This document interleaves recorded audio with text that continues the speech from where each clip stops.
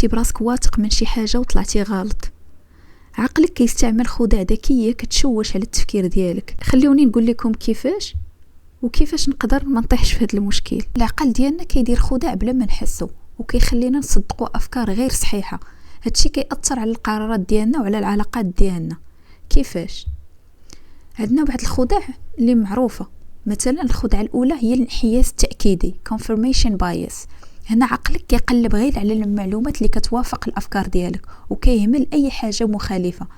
مثلا الا كنتي كتحسب باللي نظام غذائي معين هو الافضل، غادي تلقى راسك كتشوف غير المقالات اللي كتشجع هذا النظام وما كتعطيش اهميه للمقالات اللي كينتقدوا النظام. الخدعه الثانيه هالو إفكت، تاثير الهاله. الا عجبتك حاجه وحده في شخص، عقلك كيبدا يدير تصورات ايجابيه على كل شيء فيه.